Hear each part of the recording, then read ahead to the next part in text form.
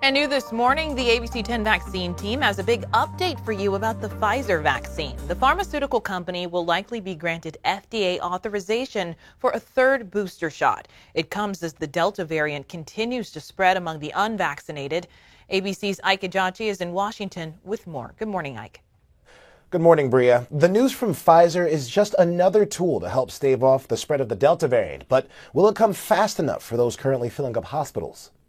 Big news for the millions of Americans ages 65 and up. Sources tell ABC News a third Pfizer vaccine will likely be authorized for the elderly, those at high risk for severe illness, and possibly frontline and essential workers, after an FDA decision and a critical CDC meeting.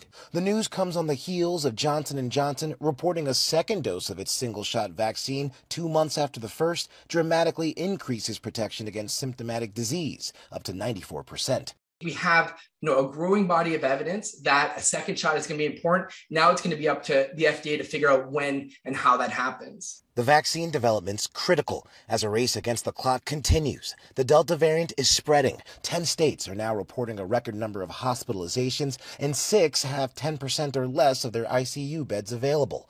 Alabama reporting more deaths in 2020 than births for the first time in its history. Arizona, rural hospitals are losing patients due to the lack of resources. And in Ohio, the highest numbers to date for young people being hospitalized. If you're young and unvaccinated, it's now probably only a question of when, not if, you get COVID-19. And later today, President Biden is expected to hold a virtual summit with world leaders to discuss the coronavirus. Bria? We'll have to hear what comes out of it. Ike, thank you. Some good news for California, though, this morning. The CDC says our state has the lowest case rate in the nation. Take a look at your screen. California has 95 new cases per 100,000 people over the last 7 days.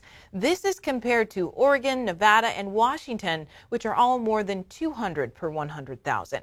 West Virginia has one of the highest case rates in the nation. That's 716, per 100,000 people.